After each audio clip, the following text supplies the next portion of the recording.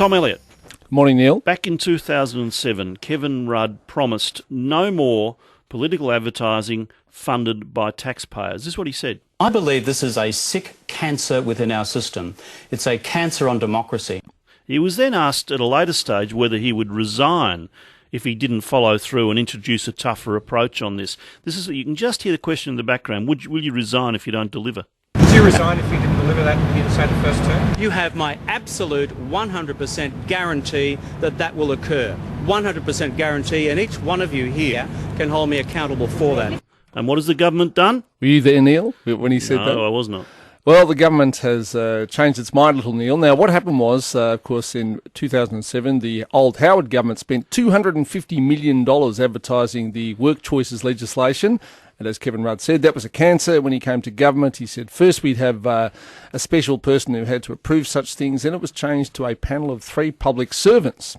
Now, okay, so 3 public servants have to approve it. Have to approve it, but the government can avoid the approval of the 3 public servants in the case of one of 3 things, Neil: a national emergency, an extreme urgency, or other compelling reason. So what have we got here? We've now agreed. He's now appealed to himself and approved his own application to have an exemption. Is it because it's a national emergency? I'm guessing they're going with other compelling reason, because I think a national emergency is, when Japan bombed Darwin in 1942, or a tsunami or something like that.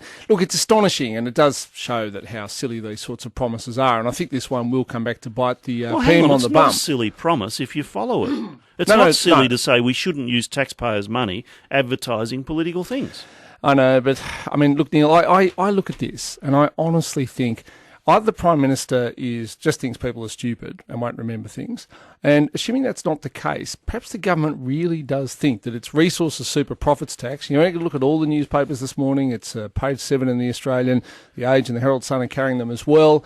They're saying that there must be some compelling reason to tell people about a tax, Neil. Why do they need to advertise a new tax? Okay. They can just pass it. But there's something more basic to this. We'll take calls in a moment. The government spending money on advertising politics. 9690 693 13 13 32.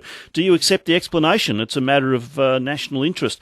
They're spending $38 million after applying for themselves for an exemption. But their argument now, Tom, is that we had to do that because the mining industry was telling the people lies. But they applied for this exemption before the mining industry had even had one advertisement. Well, so how do they know? What's interesting, the smaller miners are putting some ads in the paper claiming that the Prime Minister's a socialist, but I wonder if that's actually a lie or not these days. Now, Neil, look, it is ridiculous. Sleazy. The point is, even if the mining industry is putting a campaign of disinformation, let's just say for a moment that's true. So what?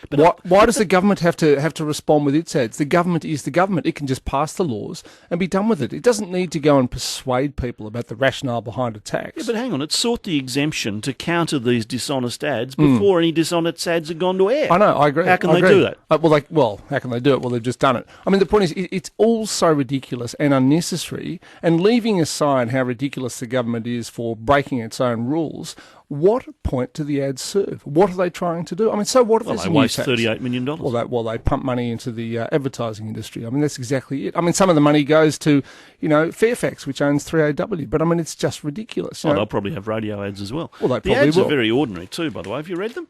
I have. They've got all these points. We're going to have more superannuation. By the way, I had a call or an email from a listener last week who said, explain to me how the resources tax means extra superannuation. And the answer is it doesn't. Wayne Swan has claimed this. Fund it.